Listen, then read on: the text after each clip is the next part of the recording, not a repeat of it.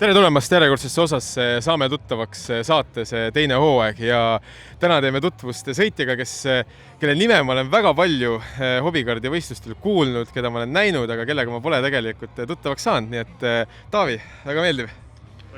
Väga meeldiv ja oled siin see aasta 90+ arvestuses teinud kõvasid saavutusi. Räägi võib-olla sissejuhatuseks, et milline su kardisõit teekond üldse on?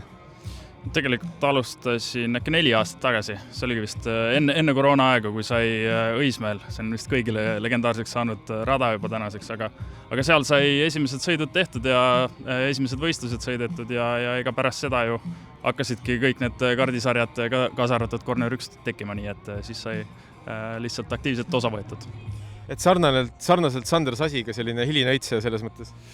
Jah, võiks öelda küll, natuke noorem kui Sander muidugi, aga kas, kuidas sul muidu nagu üldiselt on olnud, et kas sul on selline huvi võidusõidu mootorispordi vastu on alati ja pole nagu väljundit leidnud või kuidas see moment tekkis, et davai, nüüd ma nagu hakkan pühendama ennast sellele?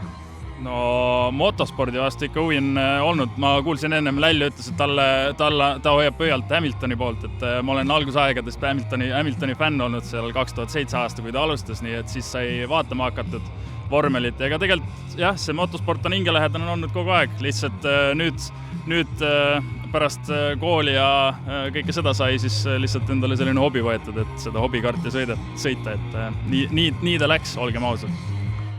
Mis koolis üldse käisid või millega praegu tegeled?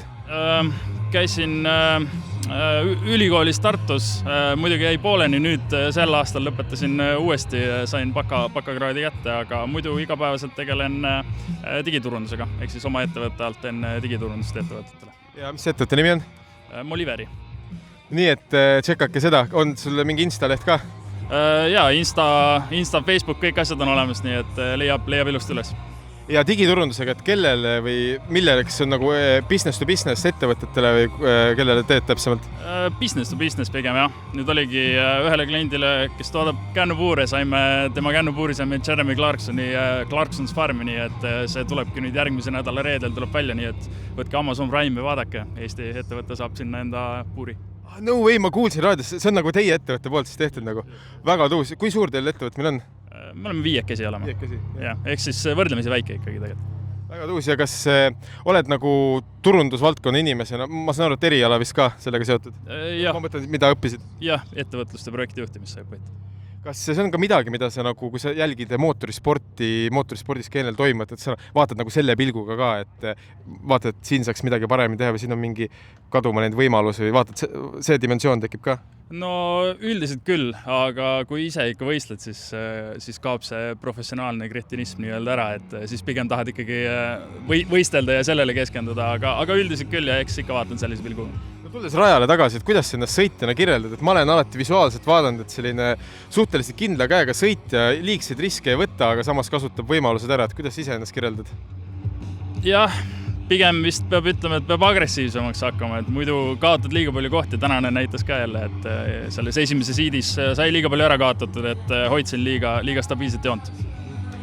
No ütleme niimoodi, et stabiilsed punktid on tulnud ja siin, kuidas sa sellesse suhtud, et me rääkisime natukene eelmisel etapil ka, et see 90+ arvestus, et näiteks täna ka sa olid vist oma gruppi ainuke 90+, et kas siis nagu, antud juhul vist see dimensioon kaob täiesti ära, kui sa teadki, et sa oled oma grupis niikuinii see ainuke, et siis lihtsalt keskendudki sellele, et üldarvestus võimalikult kõrge tulemus?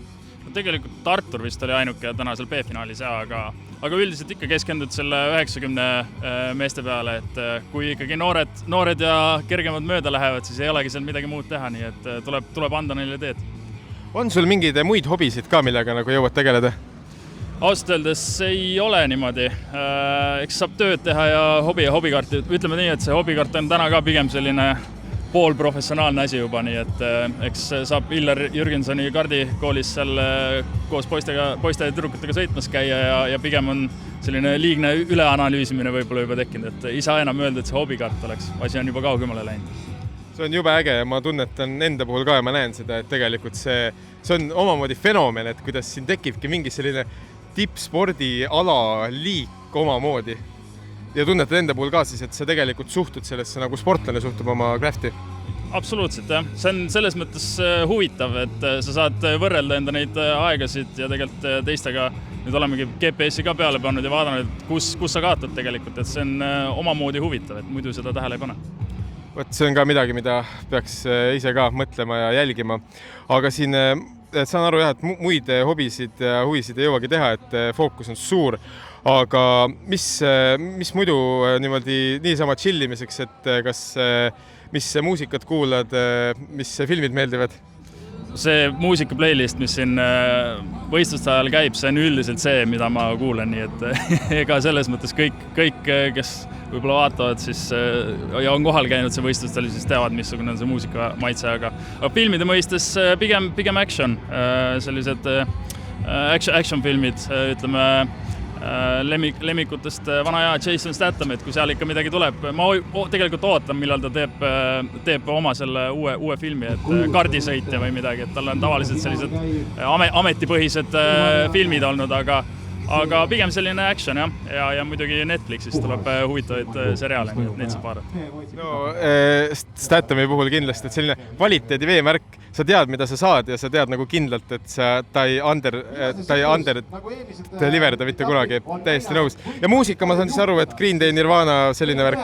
Absoluutselt jah, ja muidugi sellist kiiremat muusikat ka vahelduseks, et kui ikka tööl oled, siis paned kõrvaklappidesse mängima midagi, et siis vastavalt emotsioonile.